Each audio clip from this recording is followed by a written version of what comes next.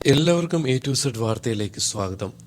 ലെനയുടെയും തന്റെയും ജീവിതത്തിലെ രണ്ടാം ഇന്നിംഗ്സാണ് ഈ വിവാഹമെന്ന് ക്യാപ്റ്റൻ പ്രശാന്ത് ബാലകൃഷ്ണൻ നായർ. ബാംഗ്ലൂരുവിൽ നടന്ന വിവാഹ റിസപ്ഷനിലാണ് പ്രശാന്ത് ഈ കാര്യം വെളിപ്പെടുത്തിയത്. നിങ്ങളുടെ വിലയേറിയ സമയം മാറ്റിവെച്ച് ഈ മനോഹര നിമിഷത്തിൽ ഞങ്ങൾക്കൊപ്പം ചേർന്നതിൽ നന്ദിയുണ്ട്. ഇത് ഞങ്ങൾ രണ്ടുപേരുടെയും സെക്കൻഡ് ഇന്നിംഗ്സ് ആണ്. പക്ഷേ ഇന്നിവിടെ നിങ്ങൾ എല്ലാവരെയും ഒരുമിച്ച് കാണുമ്പോൾ ഇത് ജീവിതകാലം മുഴുവനുള്ള ഇന്നിംഗ്സ് ആണെന്ന് തന്നെ പറയുന്നു. സ്നേഹം മാത്രം.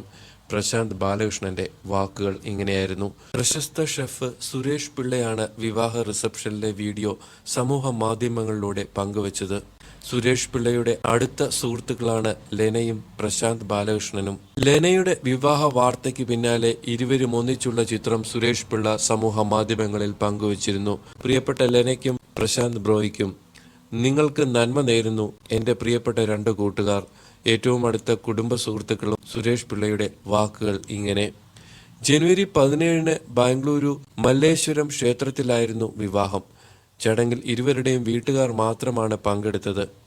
ലെന ആത്മീയതയെപ്പറ്റിയടക്കം സംസാരിക്കുന്ന സമൂഹ മാധ്യമങ്ങളിൽ വൈറലായ വീഡിയോ പ്രശാന്തും കാണാനിടയായിരുന്നു. ആ വീഡിയോ കണ്ടാണ് ലെനയെ പ്രശാന്ത് വിളിക്കുന്നത്. ആ സൗഹൃദം മുന്നോട്ടു പോകുകയും അതൊരു വിവാഹ ആലോചനയിൽ എത്തുകയുമായിരുന്നു.